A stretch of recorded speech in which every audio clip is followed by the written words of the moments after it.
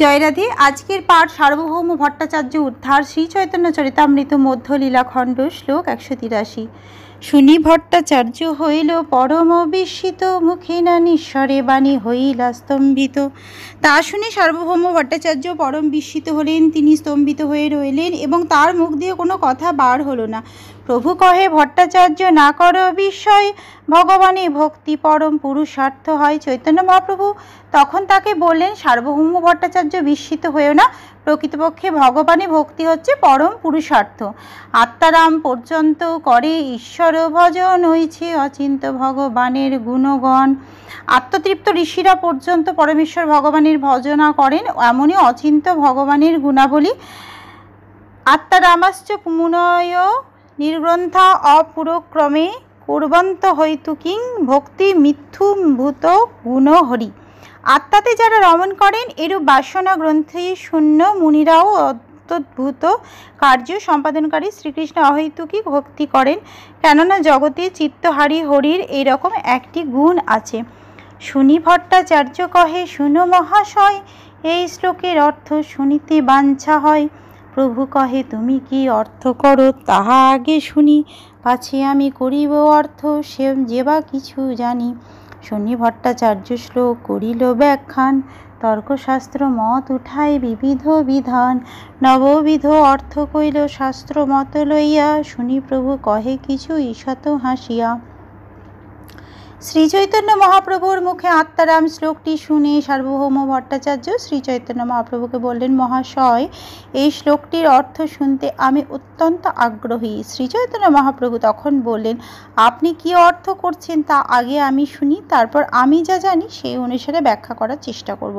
তখন সার্বভৌম ভট্টাচার্য আত্মারাম শ্লোকের অর্থ বিশ্লেষণ করতে শুরু করলেন এবং তর্কশাস্ত্রের সিদ্ধান্ত অনুসারে তিনি বিবিধ বিধান উঠালেন।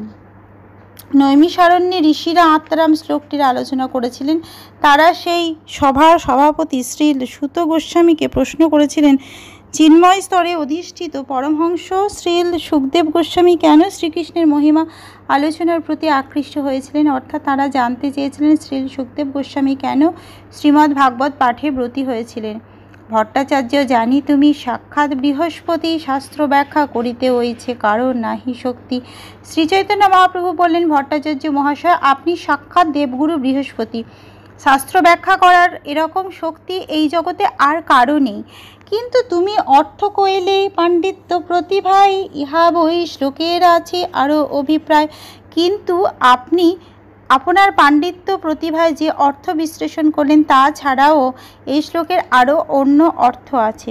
ভট্টাচার্যের প্রার্থনাতে প্রভু ব্যাখ্যা কইল, তার নব অর্থ মধ্যে এক না ছুঁইল। সার্বভৌম ভট্টাচার্যের অনুরোধে শ্রীচৈতন্য মহাপ্রভু তার দেওয়া 9টি অর্থের একটিও স্পর্শ না করে সেই শ্লোকের ব্যাখ্যা করতে শুরু করলেন। আজকের পাঠ এই অবধি। ভজ শ্রীকৃষ্ণ চৈতন্য প্রভু নিত্যানন্দ, শ্রী অদ্বৈত গদাধর, শ্রীবাসাদি গৌর ভক্ত বৃন্দ। হরে কৃষ্ণ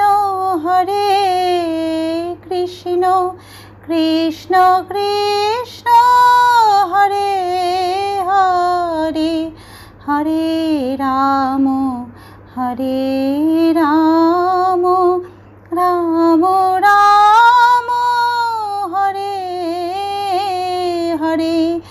জয় রাধে জয় রাধে জয় রাধে জয় রাধে। জয় রাধে।